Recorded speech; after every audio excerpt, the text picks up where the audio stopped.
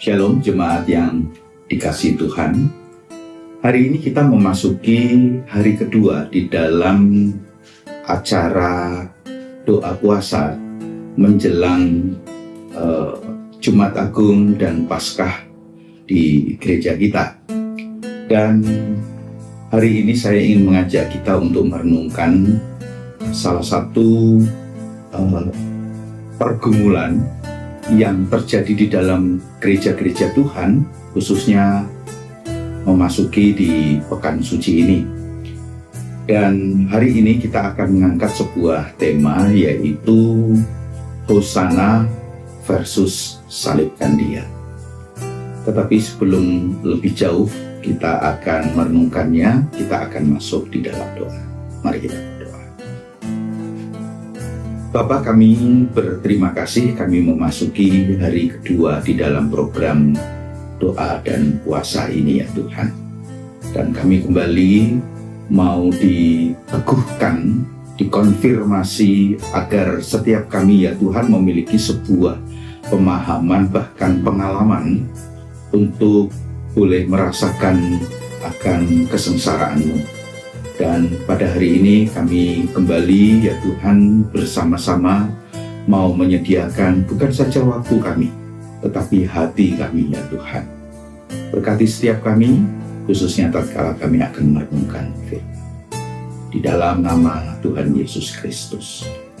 Amin. Kita akan mengambil dari dua bacaan. Bacaan yang pertama terambil dari Matius 21 ayat 9. Saya akan bacakan.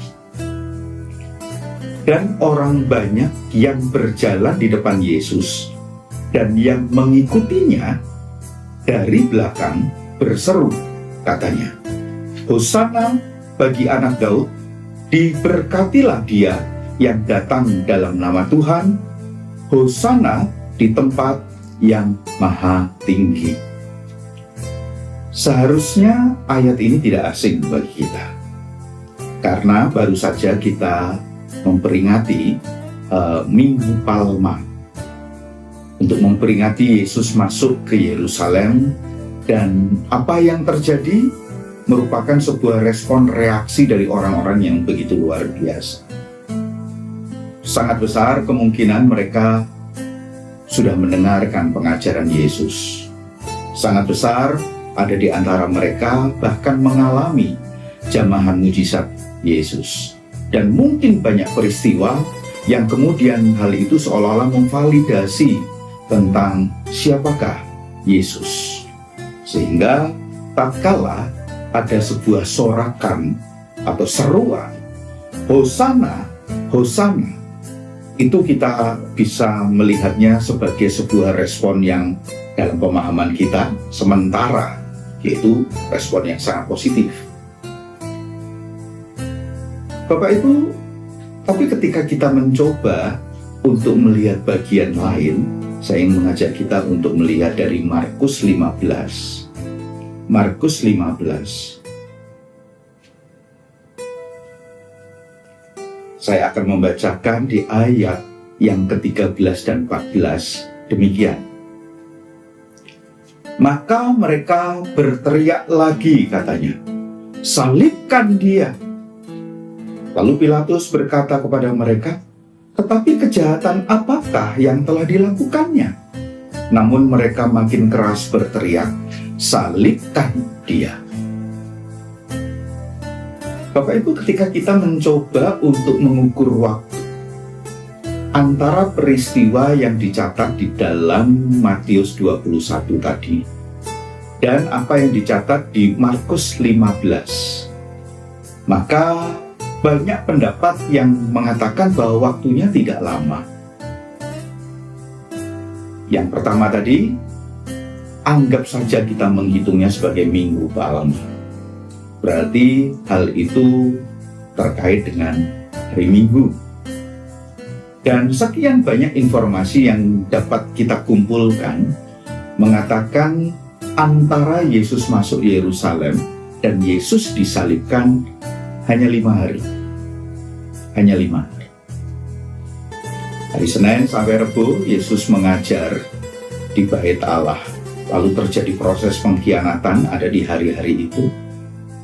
Lalu di hari Kamis itu Yesus itu diadili, dan di hadapan Pilatus kita tadi melihat peristiwanya yang dicatat di dalam Markus 15. Dan hari Jumat Yesus itu disalibkan. Jangka waktu katakanlah dari teriakan pertama kepada teriakan kedua, Hosana, menjadi salibkan dia, hanya 4 hari. Hanya 4. Tetapi yang justru menarik, tatkala kita mencoba untuk menyelami, untuk memahami bagian-bagiannya, saya mencoba untuk melihat beberapa komentar-komentar atau katakanlah tafsiran-tafsiran. Salah satu tafsiran, dan ternyata itu didukung oleh tafsiran-tafsiran yang lain, orang yang berteriak Hosana dan orang yang berteriak salibkan dia, sangat besar kemungkinan adalah orang-orang yang sama. Berarti keluar dari mulut yang sama. Pertanyaannya, secepat itukah, sedrastis itukah yang terjadi di dalam diri orang-orang tersebut tatkala mereka meneriakkan Hosana, lalu berubah menjadi sebuah teriakan salibkan dia? Salah satu tafsiran yang membuat saya cukup gelisah untuk saya mencoba menggumulkan kembali dan mengajak Bapak Ibu untuk menyelidiki, justru berada di ayat 9 dari Matius 21. Untuk kita melihat kembali teriakan Hosana bagi anak Daud. Diberkatilah dia yang datang dalam nama Tuhan. Sebetulnya apa yang dimaksudkan di dalam teriakan ini? Apakah ini menjadi salah satu simpul? Akhirnya kita menemukan ada banyak kekeliruan harapan, kekeliruan motivasi, yang kemudian terjadi di dalam diri orang-orang yang berteriak Hosana, Hosana itu. Atau sebetulnya kita akan memahami teriakan Hosana itu merupakan salah satu teriakan yang mungkin terkait dengan Tuhan tolong selamatkan saya, tetapi juga menjadi sebuah pujian. Seperti halnya yang kita pahami pada hari ini sebagai orang-orang percaya yang sudah menerima anugerah di dalam Yesus Kristus. Bapak Ibu, karena logikanya bagi saya, jikalau terjadi sebuah perubahan yang begitu cepat dari teriakan Hosana menjadi teriakan salibkan dia, berarti ada sesuatu yang keliru, yang simpulnya ada di ayat 9 itu. Bapak, Ibu, dan Saudara yang terkasih, saya ingin mengajak kita berefleksi dari bagian ini. Karena setiap kita mungkin saja kita tidak akan sedrastis mereka. Kita mungkin tidak akan pernah berkata dari mulut kita, salibkan dia, salibkan dia. Tetapi justru inilah yang menjadi sebuah tanda awas bagi kita. Mari saya ingin mengajak kita kembali untuk melihat bagian yang ada di dalam Matius 21 ayat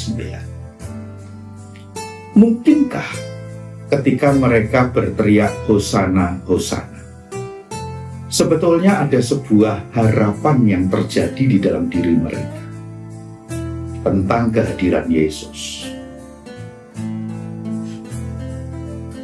Misalkan kita kaitkan dengan konteks di mana mereka sedang hidup di dalam penjajahan Romawi. yang sangat besar kemungkinan mereka ingin terlepas dari kondisi yang menekan, yang membelenggu, yang selama ini mereka hadapi. Sehingga tatkala Yesus hadir di tengah-tengah mereka, satu, mungkin dengan pengajaran-pengajarannya yang menimbulkan sebuah kesan sangat pro terhadap kaum tertindas. Dan mereka melihat kaum tertindas itu ya kita-kita ini. Apakah ini adalah Mesias yang dijanjikan dalam pengertian tertentu?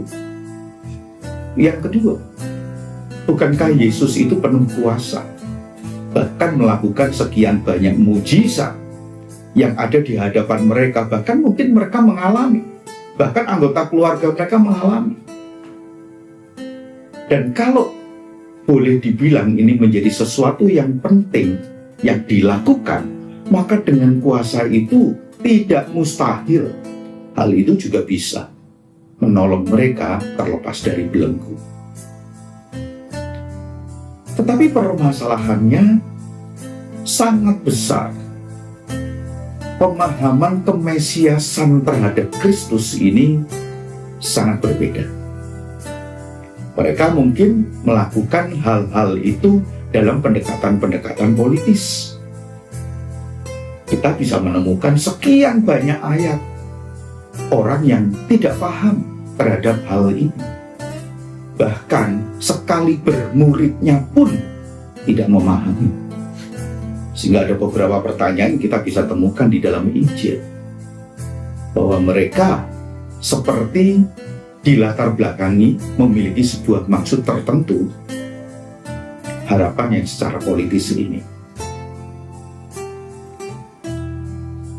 Bapak, Ibu, dan Saudara yang terkasih, sehingga tatkala mereka tidak menemukan hal-hal itu di dalam perjalanan yang 4 hari kemudian, justru yang mereka anggap sebagai pribadi yang akan menolong mereka itu harus kemudian diadili.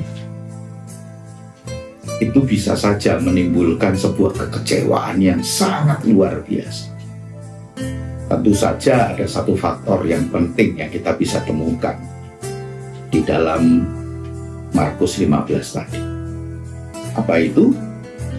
Hasutan para imam-imam. Hasutan para imam-imam.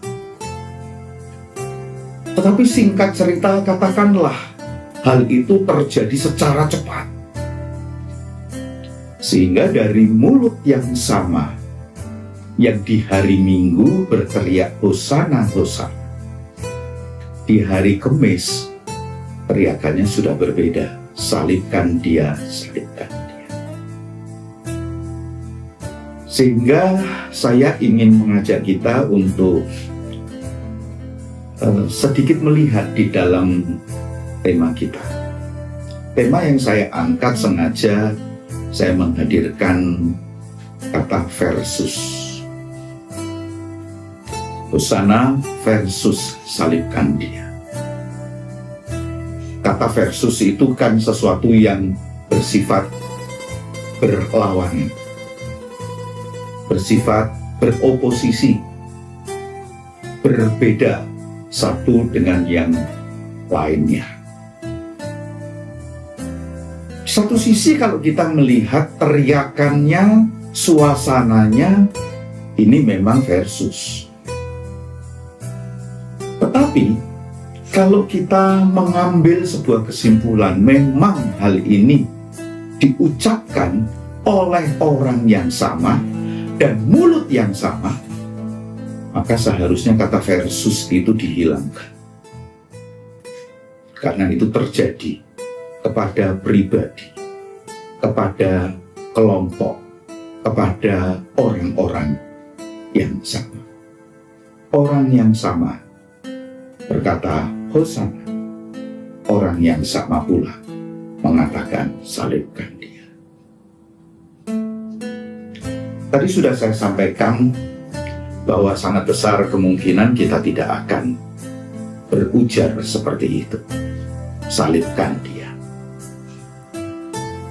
Katakanlah, karena kita sudah memiliki sebuah pemahaman, Hosana, Hosana itu di dalam motivasi yang lebih tepat, dengan sebuah harapan yang lebih tepat.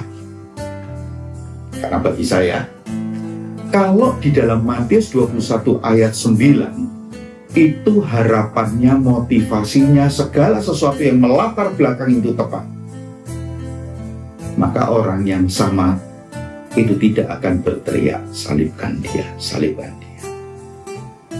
Tetapi ada faktor kekecewaan. Kekecewaan selalu berkorelasi dengan harapan. Itu bisa menjadi bagian yang saat ini pula menjadi pergumulan kita. Kita tidak akan berteriak salibkan dia, tapi mungkin kita mulai tidak meletakkan Kristus sebagai yang utama. Bahkan kita tidak lagi mengandalkan dia sebagai satu-satunya yang bisa memberikan pertolongan di dalam kehidupan kita. Kita tidak berteriak salibkan dia, tetapi kita meninggalkan dia. Kita tidak berteriak salibkan dia, tetapi kita menduakan dia. Kita mulai mempercayakan kepada kuasa-kuasa. Kita mulai mempercayakan kepada apa yang ditawarkan oleh dunia.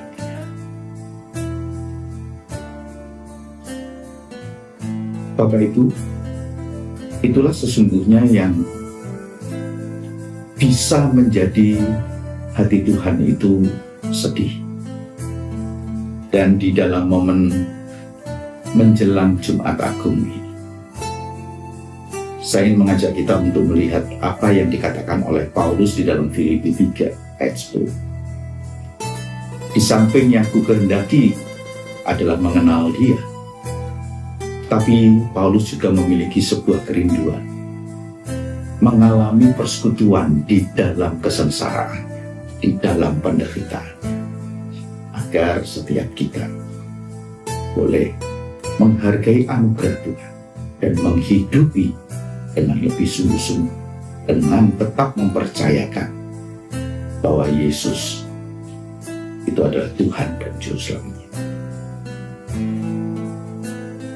Tuhan memberkati kita. Mari kita masuk. Tuhan, tolonglah kami agar Engkau menemukan kesetiaan di dalam kehidupan kami, menempatkan Engkau sebagai Tuhan Juru Selamat kami, yang sudah menyelamatkan kami dari dosa, yang membuat mulut kami ini bisa berteriak Hosana, Hosana. Tuhan, tolonglah agar di dalam perjalanan hidup kami sebagai orang yang sudah mengalami anugerah keselamatan, Engkau Yesus yang sudah disalibkan gantikan. Kami meletakkan Engkau ya Tuhan sebagai yang utama, bahkan satu-satunya. Tuhan, peganglah kehidupan kami. Amin.